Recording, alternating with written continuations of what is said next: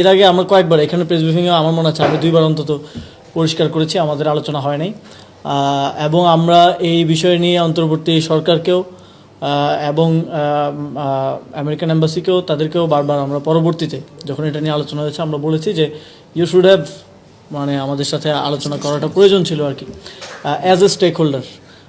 তো এটা আলোচনা হয় নাই এবং আজকে প্রথম হয়েছে এরকম না, এর আগে বিভিন্ন ইন্টারাকশনে ইনফর্মালি আমাদের মধ্যে এই বিষয়টা নিয়ে হয়তো আলোচনা হয়েছে, মিটিং হয়েছিল আপনার হ্যাঁ, এবং তাদের পলিটিক্যাল সেক্রেটারি এসেছিলেন আমাদের অফিসে এর আগে, তখন আমাদের মিটিং হয়েছে এবং আমাদের মধ্যে আমরা এটা নিয়ে একটু পড়াশোনা করার চেষ্টা করেছি, নিজের একটু আন্ডারস্ট্যান্ডিং করার চেষ্টা করেছি যে কোনটা বাংলাদেশের জন্য ভালো খারাপ বিস্তারিত। আমরা দেখছি যে অনেকেই টিভিতে টকশোতে বিভিন্ন জায়গায় হয়তো না পড়ে না বুঝেই অনেক ধরনের কমেন্ট করতেছেন, অনেক ধরনের প্রোপাগান্ডা হচ্ছে, অনেক ধরনের এটা নিয়ে সত্য মিথ্যা অনেক কিছু মার্কেটে আছে। বাট আমরা একটু নিজেদের মধ্যে বোঝাপড়া করার চেষ্টা করেছি আর কি, নিজেরাও ওয়ার্কশপের মতো করেছি টু বেটার আন্ডারস্ট্যান্ড অ্যান্ড আমরা যেই জায়গাগুলোতে মনে হয়েছে যে ক্লিয়ারেন্স দরকার আমরা তাদেরকে কোশ্চেনও করেছি অ্যান্ড তারা সেভাবে সেটার উত্তর দিয়েছে আর কি।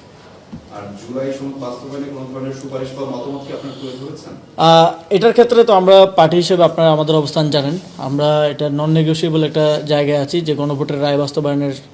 বিষয়টা নিয়ে, এবং আমরা একই সাথে সংসদে এবং সংসদের বাইরে আমাদের কার্যক্রম পরিচালনা করছি, কর্মসূচি চলমান আছে। তো আমরা তাদেরকে জানিয়েছি যে এটার জন্য এই বিষয়টাকে তারা কিভাবে দেখেন, এবং তারা জানিয়েছেন যে তারা এই রিফর্ম ইনিশিয়েটিভটাকে সাপোর্ট করেন, it should be done, but দেশের ইন্টারনালি কীভাবে হবে কী হবে পলিটিক্যাল পার্টি তারা এখানে কোনো পক্ষ নিতে আগ্রহী না as usual. But even trade এগ্রিমেন্টের ক্ষেত্রেও বা বেটার রিলেশনের ক্ষেত্রেও কিছু কিছু জায়গায় আপনারা জানেন যে ইউএস সহ বিভিন্ন দেশে বিভিন্ন ধরনের মতাদর্শ থাকে, বোঝাপড়া থাকে। তো রিফর্মের ক্ষেত্রে তারা স্ট্রংলি এটাকে সাপোর্ট করেন এবং তারা এটার জন্য সরকার দল জামাতে ইসলামী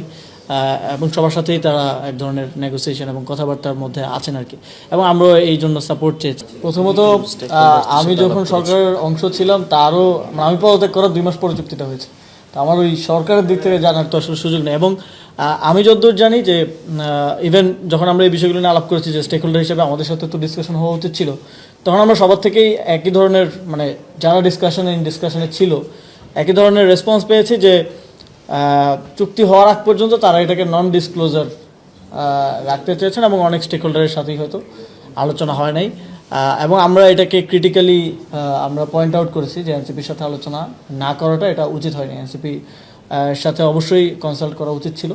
এবং সামনের দিকেও আমরা এটা জানিয়েছি স্টেক হোল্ডারদেরকে যারা ইনভলভ ছিলেন যে সামনের দিকেও এই ধরনের বড় ডিসিশনের ক্ষেত্রে অবশ্যই আলোচনা করা উচিত। এবং অনেকেই এটা পলিটিক্যাল ইন্টেনশন থেকে এনসিপিকে দায় দেওয়ার চেষ্টা করে যে এনসিপি করছে এনসিপি, বাট আমরা স্পষ্টভাবে বলছি, একটু আগে তারা মিটিং করে গেছেন, এখন তো আমরা মিডিয়ার সামনে মিথ্যা বলতে পারবো না, কারণ তারা গিয়ে তো দেখবেন যে আমরা মিডিয়ার সামনে কী বলছি, যে আমাদের সাথে আলোচনা হয় না এটা নিয়ে এর আগে। এবং আমার মনে হয় যে এই চুক্তি নিয়ে অনেক অ্যাওয়ারনেসের প্রয়োজন আছে আমাদের মধ্যে, এবং ইতিমধ্যে আমাদের সম্মানিত আহ্বায়ক তিনি বলেছেন যে সংসদে এই বিষয়টি নিয়ে আলোচনা হওয়া উচিত, awareness and pros and cons বোঝার জন্য, এবং সাধারণ মানুষকেও আরও আমি দেখছি যে সত্য মিথ্যা অনেক কিছু মিলিয়ে সোশ্যাল মিডিয়াতে টকশোতে বিভিন্নভাবে আসতেছে, অ্যাওয়ারনেস প্রয়োজন আর কি। তো এটা ওনাদেরকে আমরা বলেছি যে এটা কমিউনিকেশনটা আরও বেটারভাবে আপনাদেরও করা প্রয়োজন, ইউএস এম্বাসিরও করা প্রয়োজন, যাতে করে ভুল বোঝাবুঝি তৈরি না হয়। তবে কিছু বিষয়ে আমরা ক্রিটিক্যাল অবশ্যই, এবং সেগুলো আমরা ইন ডিটেলস তাদের সাথে ডিসকাস করেছি।